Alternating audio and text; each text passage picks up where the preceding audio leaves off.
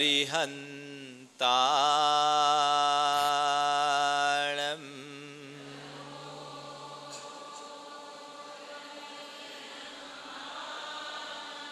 नमो सिद्धाणम्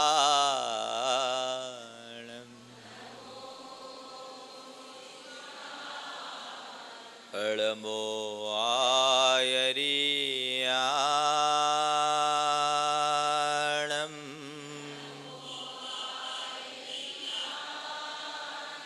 नमो उवज्झायाणम्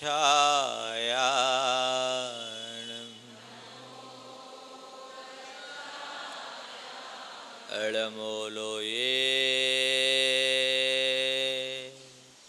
सवशाहुनम्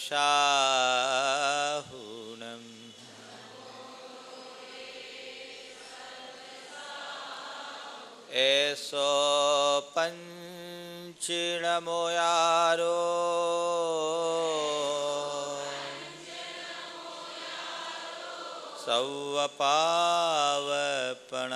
सवपावपनाशनो मंगलालं च शव्येशिं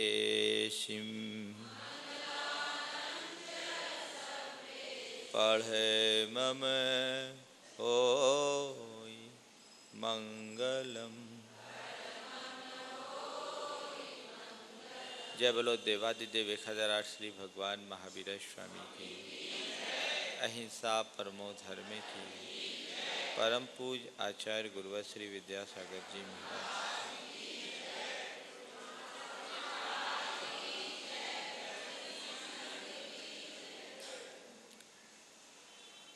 जीवन को उन्नत और सार्थक बनाने वाले सूत्रों की चर्चा विगत दिनों से आप सबके बीच हो रही है। तीर्थंकरत्व मनुष्यता का चरम विकास है और उसकी उपलब्धि हर किसी को नहीं होती। बिरले भाग्यशाली साधकों को ही ये गौरव हासिल होता है।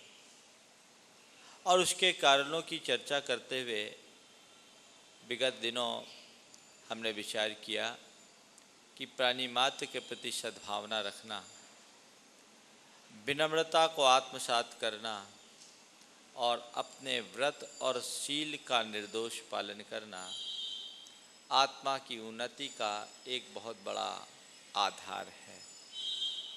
आज चौथा कारण है अभीक्ष्ण ज्ञानोपयोग। 3 शब्द है, अभीक्ष्ण, ज्ञान और उपयोग। अभीक्ष्ण यानी निरंतर, सतत, अनावरत ज्ञान में उपयोग लगना, अपने चित्त को ज्ञान में रमाए रखना, ये एक बड़ा विलक्षण गुण है। वस्तुतः ज्ञान आत्मा का स्वभाव है और उस ज्ञान की अभिव्यक्ति, सम्यक ज्ञान की अभिव्यक्ति एक बहुत बड़ी उपलब्धि है।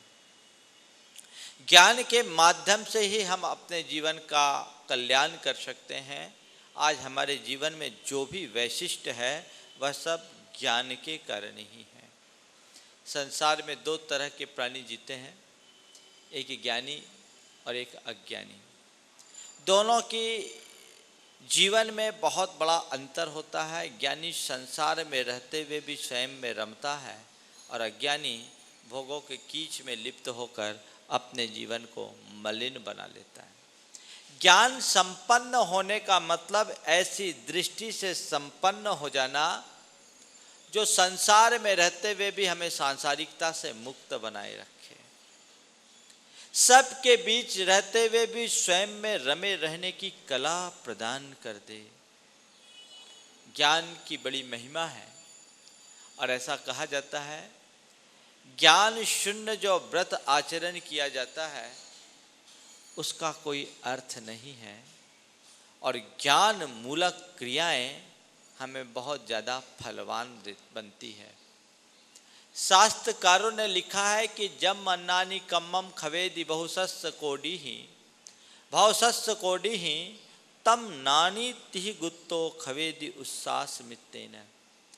अज्ञानी व्यक्ति करोड़ों जन्मों की तपस्या से जो कर्म खपाता है, ज्ञानी अपनी 3 गुप्तियों के बल पर उसे उच्छ्वास मात्र में नष्ट कर डालता है। ज्ञान की इससे बड़ी महिमा और क्या होगी।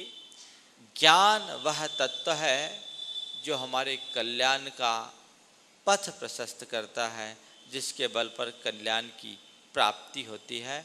आज तक जितनों का कल्याण हुआ है वह सब ज्ञान के माध्यम से ही हुआ है, और भविष्य में जितनों का होगा वो ज्ञान के माध्यम से ही होगा। इसलिए ज्ञान की महिमा को सर्वत्र हमारे ऋषियों, मुनियों और आचार्यों ने जानते हुए चित्त को ज्ञान के अभ्यास में रत रखने की प्रेरणा दी। प्रश्न है, कौन सा ज्ञान? कौन सा ज्ञान? एक ज्ञान है जो हम किताबों से पढ़ करके सीखते हैं, वो शब्द ज्ञान है, वो किताबी ज्ञान है। और एक ज्ञान है जो हमें हमारी वास्तविकता का बोध कराता है। शब्द ज्ञान बहुत सहज है, लेकिन भाव ज्ञान बहुत कठिन है। तीर्थंकरत्व की उपलब्धि में किताबी ज्ञान कारण नहीं है कि तीर्थंकरत्व की उपलब्धि में भाव ज्ञान जो प्रतीति कराने वाला ज्ञान है वह कल्याणकारी है। वह भाव ज्ञान है तत्व का ज्ञान, वह भाव ज्ञान है शरीर और आत्मा की पृथकता का ज्ञान। ज्ञान का मतलब है अपने जीवन की प्रति सही समझ का विकास होना।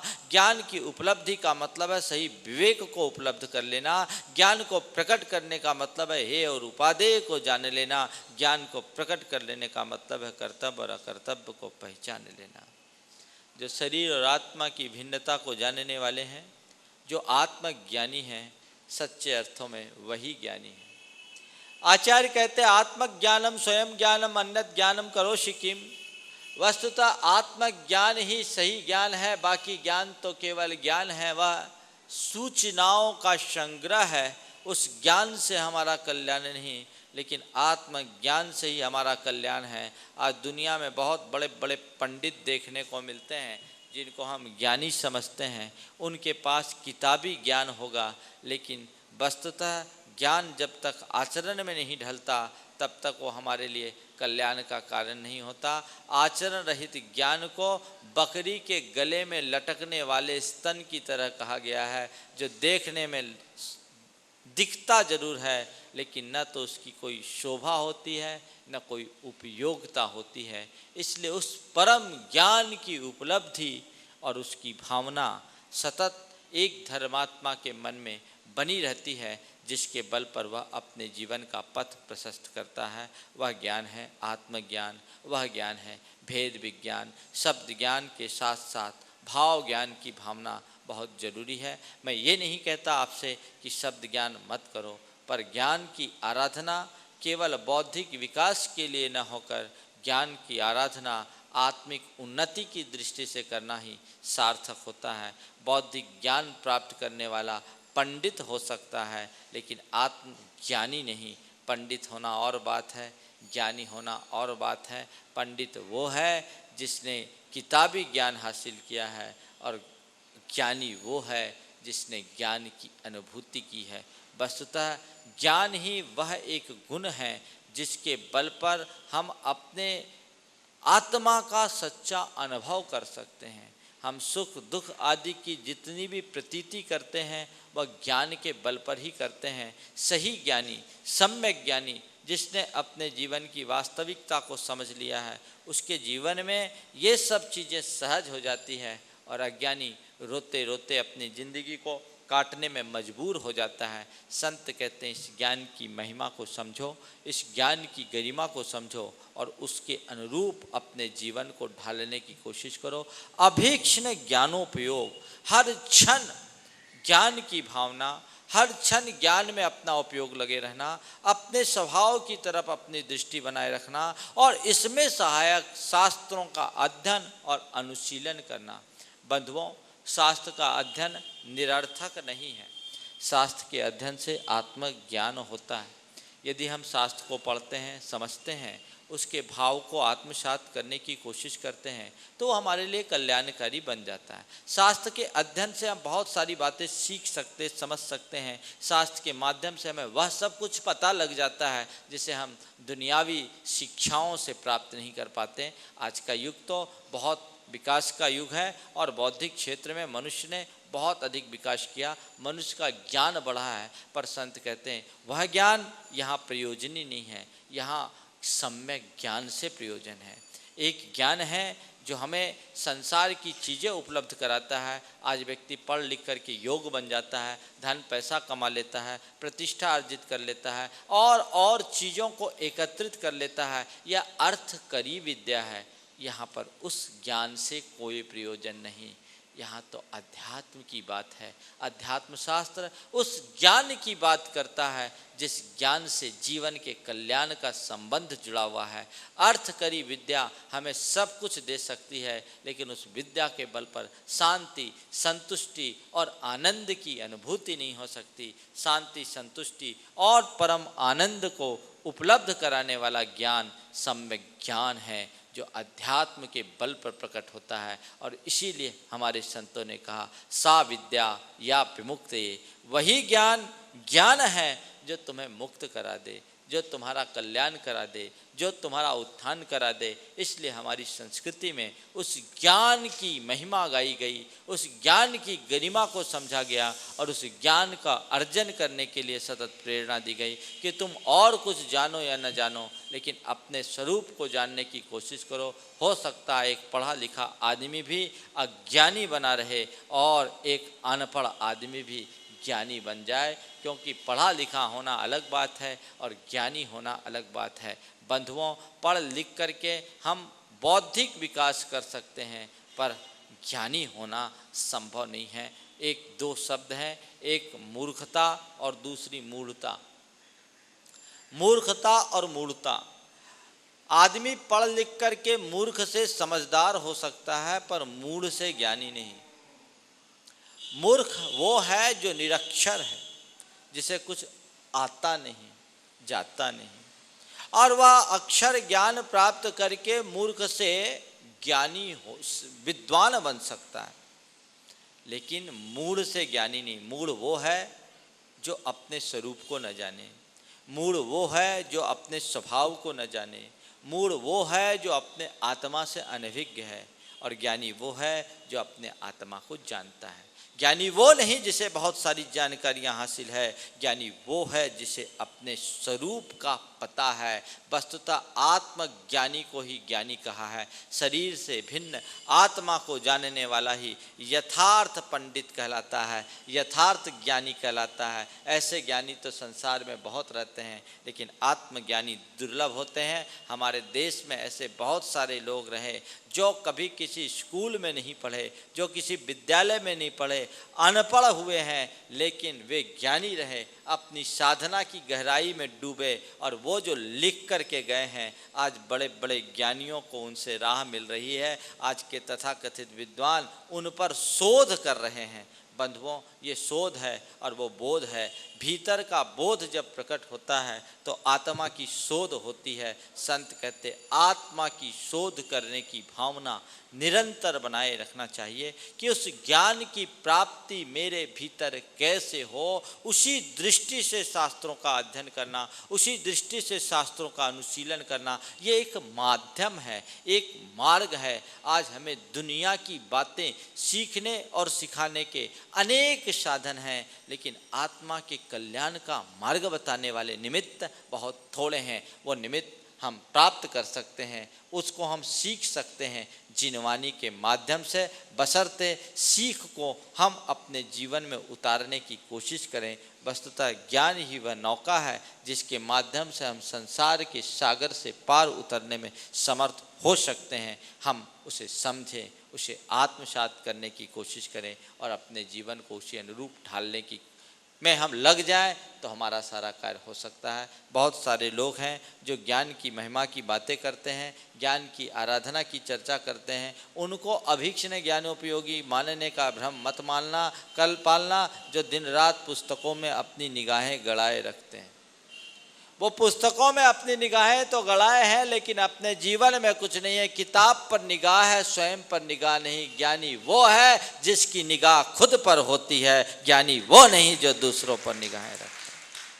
किताबों पर निगाह नहीं, स्वयं पर निगाह रखो, अपना अध्ययन करो। स्वाध्याय दो प्रकार का है, एक द्रव्य स्वाध्याय, दूसरा भाव स्वाध्याय। किताबों से जो हम पढ़ते हैं वह द्रव्य स्वाध्याय है, और अपने आप का जो हम विश्लेषण करते हैं, अपने आप को जो पढ़ने की हमारी प्रवृत्ति है, वो भाव स्वाध्याय है। भाव स्वाध्याय वाले का उद्धार बहुत जल्दी होगा, द्रव्य स्वाध्याय का भगवान ही जाने। जब हम द्रव्य स्वाध्याय से भाव स्वाध्याय की ओर मुड़ेंगे तो हमारा निश्चित कल्याण होगा, और केवल उसी में उलझे रहें तो हो सकता है कल्याण की जगह अकल्याण भी हो जाए, क्योंकि हम उस स्वाध्याय का लाभ लेने की अपेक्षा अपने आप को ज्ञानी होने का भ्रम पाल लें तो बड़ा गड़बड़ हो जाता है। वस्तुतः जब तक भीतरी आँख नहीं खुलती तब तक हमारा ज्ञान सार्थक नहीं होता, इसलिए आँख खोलने की आवश्यकता है। आज के लोगों की तथाकथित ज्ञानियों की स्थिति बड़ी विचित्र हो गई है। एक बार ऐसा हुआ,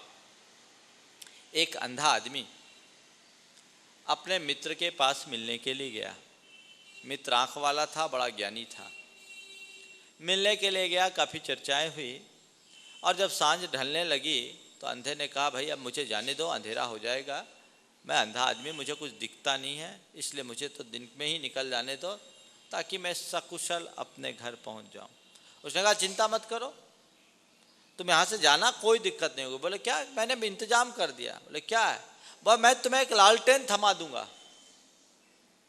मैं तुम्हें एक लालटेन थमा दूंगा और तुम उसके प्रकाश में चले जाना। बोले लालटेन थमाओगे तो क्या होगा? मुझे थोड़ी दिखता है, मैं उसके प्रकाश में कैसे चलूंगा? बोले अरे भैया तुम इतना भी नहीं जानते, लालटेन तुम्हें थमा दूंगा, तुम्हें दिखता है तो नहीं दिखता है तो क्या बात हो गई? तुम अंधे हो, दुनिया अंधी थोड़ी है। उस लालटेन के प्रकाश में लोग तुम्हें देख लेंगे और खुद आजू बाजू होकर निकल जाएंगे, तुम सुरक्षित अपने घर पहुंच जाओगे। उसने कहा उपाय तो बहुत अच्छा बताया, ठीक। वो रात अंधेरे में उसके घर से लालटेन लेकर चला। कुछ ही दूर चला कि किसी युवक से उसकी टकराहट हो गई। एकदम से रौब झाड़ते हुए कहा, क्यों अंधे, दिखता नहीं है? उसने कहा, भैया मैं तो अंधा हूं, पर तुम्हें क्यों, तुम तो आंख वाले हो गए, तुम्हें नहीं दिखता? बोले कैसे दिखेगा, इतना अंधेरा है, हम कैसे देख पाएंगे? बोले भाई तुम्हारे लिए तो मैं लालटेन लेकर के चल रहा हूं ताकि तुम मुझे देख लो। उसने लालटेन को देखा और जोर से हंसा। कहा भैया लालटेन लेकर के तो निकले हो, पर ये तो देख लो लालटेन जली हुई है कि बुझी हुई है। बुझी हुई लालटेन लेकर के निकलोगे तो कौन देख पाएगा। हमारी स्थिति यही है। उसे भी लगा कि व्यर्थ में मैं लालटेन का बोझ ले लिया, लालटेन मेरे हाथ में नहीं होती तो मैं अपनी लाठी को टिकाते टिकाते सावधानी से अपने गंतव्य तक पहुंच जाता। ये बुझी हुई लालटेन मेरे हाथ में आ गई, जिसके प्रकाश के मोह में मैं अपने जीवन को संकट में डाल दिया। संत कहते हैं आचरणहीन ज्ञान बुझी हुई लालटेन के समान है।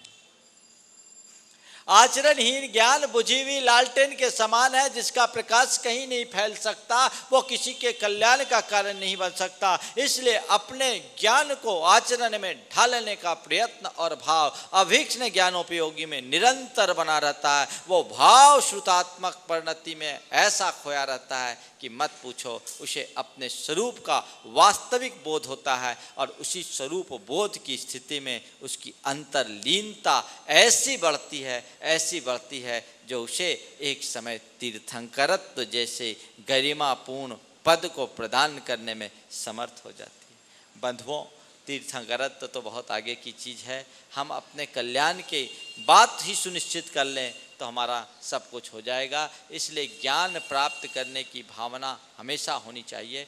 ज्ञान भावना के बल पर हम अपने जीवन का कल्याण कर सकते हैं। सम्यक दृष्टि के पास दो विशिष्ट शक्तियाँ होती है। सम्यक दृष्टेर भवति नित्यम, ज्ञान वैराग्य शक्ति, ज्ञान की शक्ति और वैराग्य की शक्ति।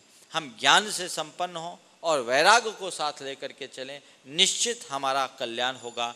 जो आत्मदृष्टा होते हैं, जिन्हें वस्तु तत्व का वास्तविक बोध हो चुका होता है, वे ऐसी ही दृष्टि से संपन्न होकर के आगे बढ़ते हैं और अपनी ज्ञान मूलक दृष्टि के बल पर अपने जीवन के लक्ष्य को पूर्ण करते हैं, निरंतर आगे बढ़ते जाते हैं। ऐसी ज्ञान की भावना नित्य हमारे मन में होनी चाहिए। हम लोग और बातों की जानकारी रखने में बहुत बहुत प्रयासरत रहते हैं, लेकिन अपने आत्मज्ञान के विषय में हम प्रायः पीछे रह जाते हैं। सम्यक ज्ञान ही आत्मज्ञान है, वास्तविक ज्ञान है, जो भेद विज्ञान है। संत कहते हैं भेद विज्ञानतः सिद्धा, सिद्धा ये किल केचन तस्य अभावतो बद्धा, बद्धा ये किल केचन। आज तक जितने भी सिद्ध हुए वे सब भेद विज्ञान के बल पर हुए, और जितने भी बंधे हैं वे भेद विज्ञान के अभाव में ही बंधे हैं। यदि तुम्हें अपना कल्याण करना है तो शरीर और आत्मा की पृथकता का बोध करो, उस भेद को पहचानने की कोशिश करो। ये ज्ञान जिस पल तुम्हारे भीतर प्रकट हो जाएगा, तुम्हारा बेड़ा पार हो जाएगा। ऐसा ज्ञान, शब्द ज्ञान नहीं है, कोई बात नहीं। एक बार आचार्य श्री ने कहा, लोग अक्षर ज्ञान तो प्राप्त कर लेते हैं फिर भी अज्ञानी हैं। अगर सही अर्थों में अक्षर का ज्ञान हो जाए तो भी उद्धार है। अक्षर, अक्षर का मतलब क्या? अ और क्षर से अक्षर बना। अ यानी जो क्षर नहीं है, नश्वर नहीं, वो अक्षर है। संसार की जितनी भी चीजें वो सब क्षर है, क्षयशील है, और एकमात्र अक्षर हमारा आत्मा है। उस आत्म तत्व का ज्ञान हो गया, सब ज्ञान हो गया, और उस आत्म ज्ञान के अभाव में कोई ज्ञान नहीं। अक्षर का ज्ञान हो, हम इस अक्षर को देखते हैं तो हमारी स्थिति तो बड़ी गड़बड़ है। कबीर ने हमारे ऐसे तथाकथित अक्षर ज्ञान पर उपालंब देते हुए कहा है कि पढ़ पढ़ कर पथरा भय, लिख लिख कर भय ईंट। पढ़ पढ़ कर पथरा भय, लिख लिख कर भय ईंट, और अंतरधारा प्रेम की लगी न एको छींट। ऐसे ज्ञान से क्या मतलब? ऊपर अंदर से कोरे के कोरे रहे। उस भाव ज्ञान को प्राप्त करने की भावना हमारी होनी चाहिए। हमारे आगम में आचार्य भगवान शिवभूति मुनिराज की चर्चा आती है। शिवभूति ऐसे जिन्हें कुछ भी ज्ञान नहीं था। आप लोग सोचते हैं हम लोगों के पास ज्ञान कम है, हमारा कल्याण कैसे होगा? ध्यान रखना, किताबी ज्ञान नहीं है चलेगा, हमारा कल्याण किसमें? इतना ज्ञान है तुम्हारा उद्धार हो जाएगा। हम इतना तो जाने कि किसमें मेरा हित है, किसमें मेरा हित है, मेरे जीवन का लक्ष्य क्या है, मैंने अपने जीवन का जो लक्ष्य बनाया वो सही बनाया या नहीं, मैं क्या कर रहा हूँ और क्या मुझे करना चाहिए, इतना बोध हो गया, उद्धार हो सकता है। शिवभूति मुनिराज इसके साक्षात उदाहरण है। शिवभूति एक मुनि थे, एकदम निरक्षर, अनपढ़, गंवार, कुछ नहीं आता था। गुरु के प्रति श्रद्धा थी, कल्याण की भावना थी, तीव्र वैराग्य था, लेकिन ज्ञान कुछ नहीं था। गुरु हर व्यक्ति के उद्धार की बात सोचते हैं, और वो जानते हैं कि आत्मा तो सबकी एक सी है, बस अष्ट प्रवचन मातृका का ज्ञान हो जाए तो कल्याण हो जाए। 5 समिति और 3 गुप्तियाँ, ये 8 प्रवचन माताएं आगम में बताई गई है। जैसे कि एक माता अपने बच्चे का लालन पालन करती है, उसे कुसंयोगों से बचाती है, उसकी ठीक ढंग से परवरिश करती है, उसकी रक्षा करती है, ऐसी ये 5 समिति और 3 गुप्तियाँ हैं, मुनियों की माताएं हैं, प्रवचन माताएं, जो उनके मुनित्व को सुरक्षित रख लेती है। माने हमें कैसे चलना फिरना, उठना बैठना और बोलना चालना, खाना पीना सोना, इसके बारे में जानकारी रखना, और अपने चित्त को, अपने प्रवृत्तियों को दुनियादारी से अप्रभावित रखना, दुष्प्रवृत्तियों से बचना, इतना अगर समझ में आ गया तो काम हो गया। वो उनको कुछ नहीं आता था। गुरु उन्हें तरह तरह से प्रशिक्षित करना चाहते थे, उपदेश देना चाहते थे, लेकिन गुरु जो भी उन्हें सूत्र बताते सब वो भूल जाते हैं, सब भूल जाते हैं। एक दिन गुरु ने कहा, वो जमाना था जब संस्कृत में ही लोग बात किया करते थे, तो उस जमाने की बात है। गुरु से कहा कि गुरुदेव कुछ मुझे मंत्र बताइए, कुछ सूत्र बताइए जिससे मैं अपनी साधना करूं और अपना कल्याण करें। बोले ले तुझे मैं एक बहुत छोटा सूत्र बोलता हूं, मारुस मातुस, रोष मत करो, तोष मत करो, यानी द्वेष मत करो, राग मत करो, बस ये तुम्हारा एक सूत्र है, मारुस मातुस। गुरु ने तो बता दिया, पर ये महान भुलक्कड़ दास थे। आप लोग कहोगे महाराज ऐसे को दीक्षा काहे को दी? सच में वितर्क करोगे तो ऐसा ही लगेगा, लेकिन यदि मनुष्य के भीतर वैराग्य है तो दीक्षा का लाभ ऐसे ही लोग उठा पाते हैं।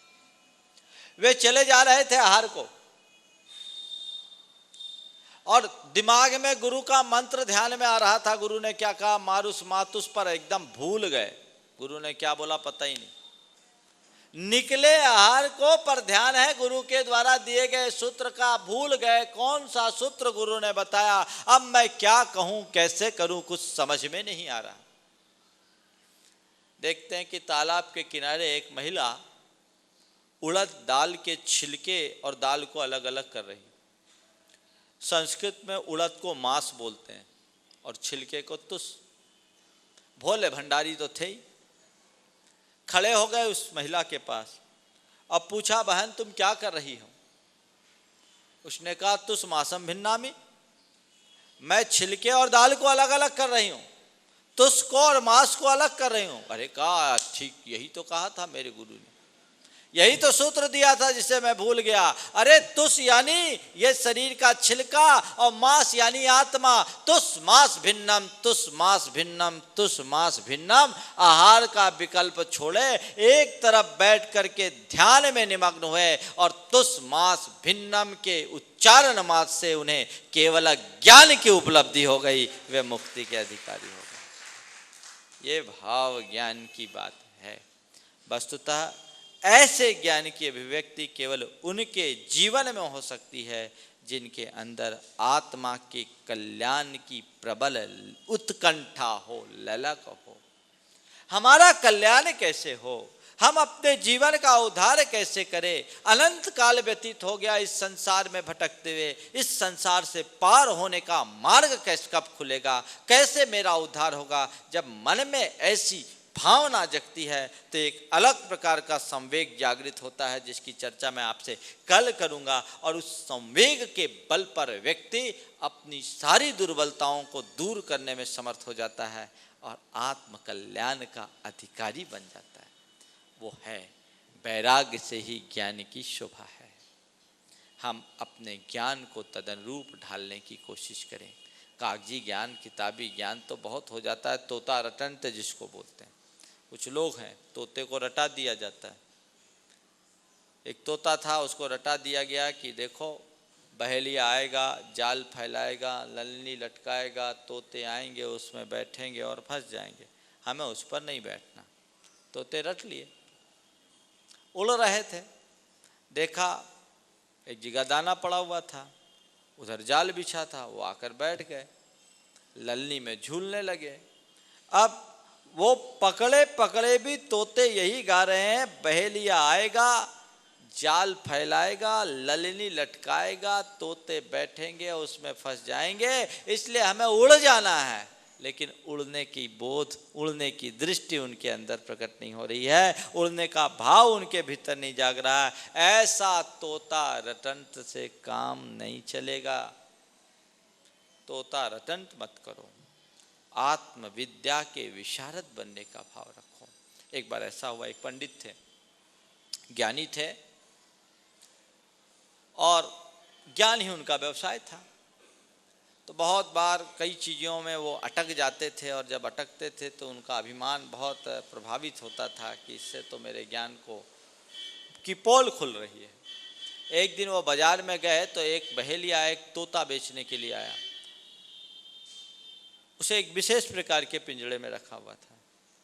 वो उसके यहाँ पहुंचा, बोला भाई इस तोता का क्या विशेषता है? बोले ये जातवंत तोता है, जातवंत तोता है, इसको सारे शास्त्रों का ज्ञान है, सर्वशास्त्र पारगामी। बोले अच्छा ऐसा? बोले हाँ, तोते के लिए आप कहीं से कुछ भी पूछ लो, इसको सब ज्ञान है। बोले अच्छा, इसका क्या प्रमाण है? बोले तोते ही से पूछ लीजिए, तोते से ही पूछ लीजिए।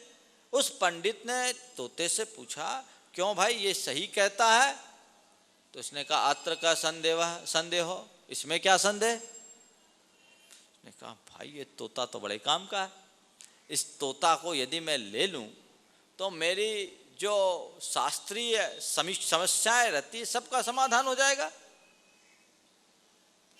उसने पूछा अच्छा इस तोते की कीमत क्या है? तोता बेचोगे? बोले बेचने के लिए तो आया हूँ। बोले तोते की कीमत क्या है?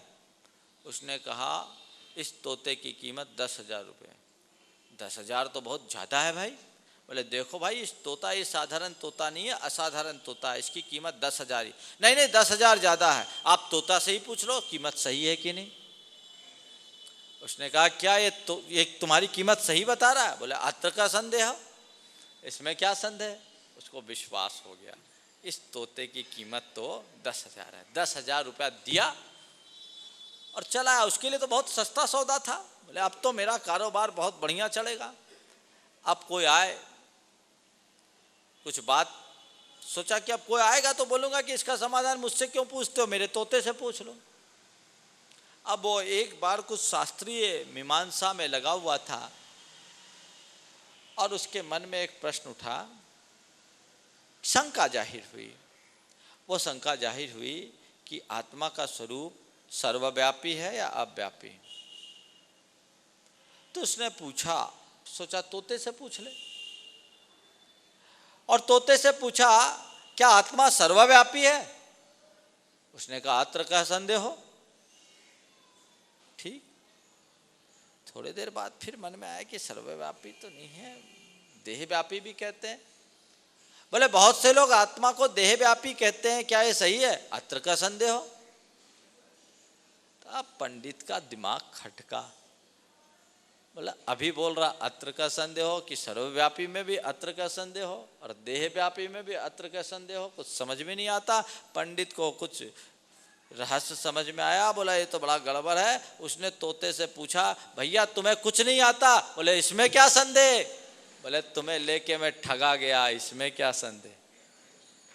उसको केवल एक ही वाक्य रटा दिया गया था और वो टेप रिकॉर्ड की तरह बार बार बार बार बार बार वही दोहरा रहा।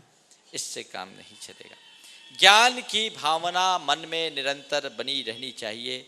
जीवन के कल्याण के लिए बहुत ज़्यादा आवश्यक है। प्रश्न है उस सम्यक ज्ञान की प्राप्ति कैसे हो? अभीक्ष्ण ज्ञानोपयोग हम करें, कैसे हम उसकी प्राप्ति करें? बंधुओं, उसके लिए मैं कुछ उपाय आपको बता रहा हूँ जिसके बल पर आप सम्यक ज्ञान की प्राप्ति कर सकते हैं। उसमें सबसे पहला उपाय है पाप से भय, पाप से भीति। जब तक मनुष्य के मन में पाप से भीति नहीं होगी, भवभीत नहीं बनेगा, तब तक वो अपने ज्ञान को सम्यक ज्ञान बनाने में समर्थ नहीं रह सकेगा। इसलिए पाप से भीति रखो। ये समझो कि मेरे प्रत्येक प्रवृत्ति के साथ पाप जुड़ रहा और उसका परिणाम मुझे भोगना पड़ेगा। मैं अपने इस पापपूर्ण प्रवृत्तियों के कारण ही संसार में भटकता आया हूँ। जब तक मैं अपने पापात्मक क्रियाओं और प्रवृत्तियों पर अंकुश नहीं रखूँगा, तब तक मेरा जीवनोद्धार संभव नहीं है। इसलिए पाप से सतत भीति रखो। इसकी चर्चा मैं आपसे कल करूँगा। पाप से भीति। दूसरी बात, ज्ञान को प्राप्त करना चाहते हो तो देव, गुरु और शास्त्र पर श्रद्धा रखो। देव पर श्रद्धा रखो, गुरु पर श्रद्धा रखो, शास्त्र पर श्रद्धा रखो। देव, शास्त्र और गुरु पर श्रद्धा रखने का मतलब उनके चरणों में अर्घ चढ़ाना, उनकी सेवा करना, उनकी पूजा करना, उनके गीत गाना नहीं है, अपितु उनको अपने लिए कल्याणकारी मानकर अपना परम आदर्श के रूप में स्वीकार करना और उनके मुख से निकलने वाली एक एक शब्द को अपने लिए कल्याणकारी मानकर अपनाने की कोशिश करना। शास्त्र पढ़ते हो तो केवल शास्त्र के ज्ञान बढ़ाने की दृष्टि से मत पढ़ो। शास्त्र पढ़ते हो तो श्रद्धालु बन करके पढ़ो कि शास्त्र में जो भी बातें लिखी है वह सब केवल मेरे कल्याण के लिए लिखी है। इसका अध्ययन करने से, इसका अनुशीलन करके यदि मैं अपने जीवन में अनुसरण करूँगा तो मेरा कल्याण होगा। ऐसी श्रद्धा और भावना यदि मन में प्रगाढ़ हो जाए तो आपके मन फिर शास्त्र कि एक एक बातें स्वयं उतरने लगेगी। हम धीरे धीरे उतार करके अपना उद्धार कर लेंगे। हमारी श्रद्धा जब डामाडोल होती है तो हम ज्ञान का आराधन करके भी ज्ञान का लाभ नहीं ले पाते, सम्यक ज्ञान को अर्जित नहीं कर पाते। इसलिए शास्त्र के प्रति हमारे मन में विनय होना चाहिए, बहुमान। जैसे आप सड़क चलते हैं और आपको माइल स्टोन में जो संकेत लिखे मिलते हैं, आप उसको पूरी तरह से फॉलो ऑफ करते हैं। सड़क पर जितने भी संकेत हैं आप उसका अनुसरण करते हैं। आपको दिखता है कि आगे चल करके ढलान, घाटी का संकेत आ रहा है कि नीचे ढलान है, डाउन का संकेत आता है, आप अपने गाड़ी के ब्रेक को संभाल लेते हैं। यदि आपको चढ़ाई का संकेत दिखता है तो आप अपने गियर को संभाल लेते हैं। यदि आपको कोई यू टर्न दिखता है तो आप अपनी स्टीयरिंग को उस तरीके से संभाल लेते हैं। कहीं एल टर्न है, कहीं यू टर्न है, कहीं भी टर्न है, जैसा जैसा संकेत सड़क के किनारे लगे मार्ग सूचक पट्ट पर होता है, आप वैसा वैसा आचरण कर लेते हैं। क्यों?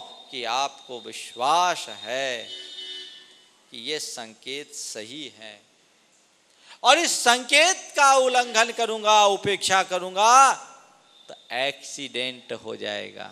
कभी चूक करते हैं क्या कि गाड़ी अप में जा रही हो और हम अपना गियर न बदलें, गाड़ी डाउन में जा रही हो और हम ब्रेक संभालने की जगह एक्सीलेटर पर पैर दबा दें? ऐसा करते हो क्या? कभी नहीं करते। ऐसा नहीं करते महाराज। इतनी तो हम लोग समझदार, आप हम लोग बेवकूफ़ ही क्यों समझ रखे?